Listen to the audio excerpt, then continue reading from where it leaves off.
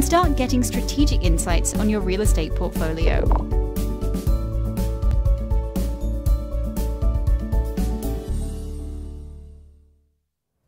Hi everyone, I'm back. I'm Pushpa, your host of JLL Live here at Disrupt CRE in Chicago. And following on to the Disruptor segment that we just had, I'm here with Chandrasekhar, our Director of Innovations for JLL, which is all about technology and how is that disrupting our industry. Welcome, Shekhar. Thank you. So tell me about the Global Innovations Group. What do you all do? We explore the impact of the emerging technologies in commercial real estate space, and we try out the latest technologies. The way we work is we learn quick, we fail fast, and with fail fast? Yeah, is that what you said? It is fail fast. Yeah. We don't want to spend too much money, we don't want to spend too much time. And either it works or it doesn't work. We learn cheaply, so that's what we do. So you get to look at things, read about things in magazines, and then kind of figure out how would that apply to real estate? True, yeah. That's kind of fun. So what are some examples of where you were, I understand the fail fast, and that's a good plan, by the way, right? Especially the cheap part. But what are some examples where you were able to make that transition to, now that's something that we use in real estate? We have, when we started with search. We introduced search here. Search? What do you mean? So when you go to Amazon, you are searching for a thing, you get results with filters on the left side where you see how many items are available in this category. So categorized results with counts. So that's something that we introduced, and we are currently using it. Apart from that, and we're using it like if you go to jll.com and you're looking for space for lease or space for sale, you're saying like now we get to use those kinds of filters. Yes. So it makes it a lot better for people to narrow their searches down and get that better experience, just like they are with some of the consumer websites that they're used to. Okay. Yes. What else? We introduced the 360 VR, drone videos, HoloLens. We built an app for HoloLens, and now we are working on big data. Couple of years ago, you're hitting on all the buzzwords right now too. A lot of what the disruptors are talking about here today, a lot of the topics that all of our guests have been talking about, and actually our next segment we're going to play with exactly the things you just talked about: drone, HoloLens, some of that, you know, the virtual reality and all that. So that just sounds like an amazing part of what anybody would want to do if they're pretty jazzed up about technology. Right. Not only that, when you think about what we did 2 years ago, we just followed the flow of what everybody was doing. Like we went with self-service, so we explored. In terms of data? In terms of data. We gave option for our end users to use any tool that they like, it could be Power BI, Tableau, whatever it is, they are able to do what they are wanting to do themselves without going through any other development team.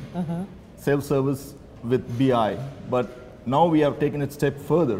What we have done is we have given the ability for users to do the data part itself without involving developers. So we are creating a self-service data platform. Okay. Where people can just drag and drop a file, and suddenly it becomes available for them to query with SQL queries or connect with Tableau or Power BI tools that can interact with the file that they dropped. That sounds like it's cutting out a lot of steps for people and saving a lot of time. Yes, so there is no need for a developer now. If you are an end user, you just drag and drop a file, and that immediately becomes available for you to consume with any tool of choice you have. And what was the kind of time, like, you know, I say we're saving time, but what's an example of how long something could normally, because we're also talking about things that people do again and again and again, right? It's not like it's a one-time thing, so I'll just do it. This could be a weekly, monthly, quarterly, that kind of thing, right? Right. For example, when we were serving our client needs, most of the needs that they have is they will try to merge our data with the data that they have, and they want to see a report. The way they do it is they bring in a file, or they will set up a process and say, yes, here is the data that we have. Now bring that data over to your end, mash up a report, and show us your data merged with ours. It was a tedious process. They have to create a project. That project needs to be approved. It has to be assigned to a developer. Developer has to work on it, and then it has to follow a production cycle. So we're not even talking hours. We're really talking Days and weeks. Yes. Now That people it's- used to have to wait. Yes. Okay, and now? Now it's you drag and drop a file, that data is available for you right in your self-service BI tool. You merge it with the data that you already quickly? have. Yes. We're talking seconds. Yeah, in seconds. That's pretty amazing. Okay, keep going. You sold me already. With just this days and weeks to seconds, right? Yes. And then it's ready for them to use, and they can choose whatever tool they want to use it Yes. in, I guess is the question, right? Yes. That's pretty cool. And what difference has that made? I mean, obviously for JLL, that's saving people a lot of time.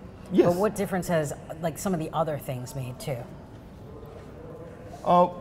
It's basically the time and effort, or having a team created for a specific work. Now there is no team at all. It's the end users itself. They can do it themselves. We have eliminated the developers. Now it's the end user's choice. They can choose the file that they want. They can change the data that they want, push it in, create a new So really report. what your innovations group has done is create an on-demand self-service capability. Yes. Of people being able to take any kind of data, like whether it's our own in the company or it's external, and in any kind of format. And just by dropping it in this magical place, they're able to then access it and do whatever they want to do with it to make reports and make decisions based on those reports. Yes. That's pretty powerful stuff. It's both the end user friendly and as well as developer friendly. If the end user is more SQL, if he is an expert in SQL, he can still do magic with it. I gotta say, you probably made a lot of people happy with that. True, yes. Yeah. So what do you see as some of the next technology to have a big impact on commercial real estate, or what are you really excited about? So far we have, not only us, everybody had been collecting data. So we have a lot of data that's available today, and we need to now utilize what we have. We need to learn how to use it. So AI is going to take And AI is artificial intelligence. Okay. So we talk about text analytics, deep learning, machine learning, Did you say textile analytics? text analytics. Okay. So natural language processing. So Yeah. we use all these techniques. Is that more like the natural language, kind of like when you're typing into Google and it just figures out what, or Siri, when you talk to Siri and it just figures out? Right. Okay. Like one of the companies that I just saw, they were reading the lease terms, Right. and they grab it, they use AI to extract the data and push it out to systems. Yeah. So these are the things that are going to change the way that we work.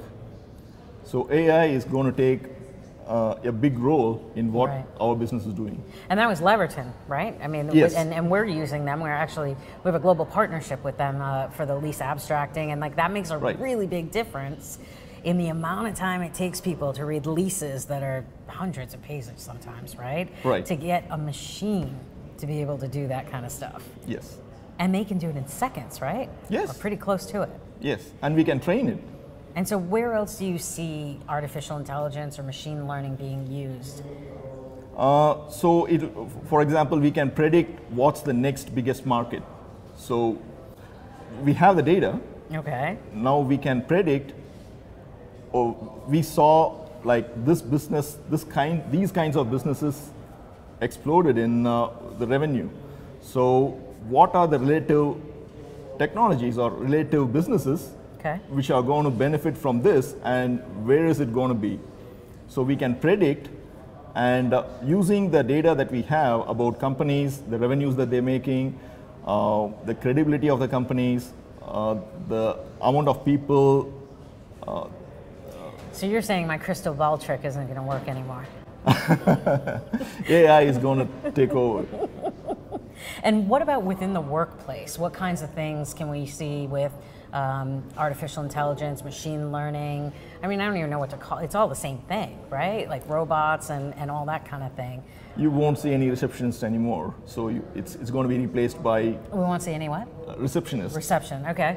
So receptionists will be replaced, and you think we'll be, actually, we're doing that in one of our Australia offices now, right? We have Right. Jack and Jill and who guides people and Right. yeah, so that's real. Do you see other areas within the workplace that will kind of start taking over? Definitely. So we have sensors in buildings, and we know how the spaces are being utilized.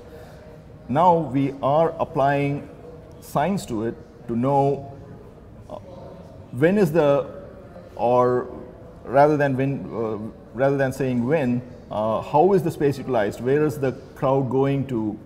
Is there a line forming up? Do we need more coffee machines? So Right. these are things that we can easily predict and use it.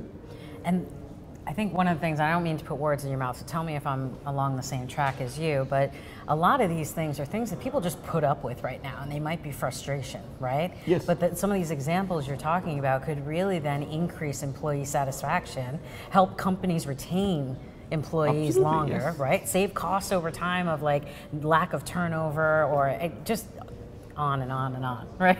Right. So thank you for sharing with us today. Like what your group does, by the way, a lot of fun, but not only fun, but having a big impact on how we can then leverage that for ourselves and our own employees as well as our clients. So appreciate you being here. Thank you. Thanks for Thank having you. me. Speaking of how is technology changing the workplace, up next I had the chance to speak with one of our lead brokers in our technology practice group, Sam Kennedy. He couldn't be here today, but we were able to sit down a couple of weeks ago in Aon, our headquarters here in Chicago. So check out what he had to say. Hi everyone, I'm Push Brigado with JLL's Global Technology Presence Group, and today I'm here with Sam Kennedy. Hi Sam. Hello. Sam's the Vice President of our National Technology Practice Group, and we're here today in JLL's global headquarters in Chicago, and we're in the club, which is part of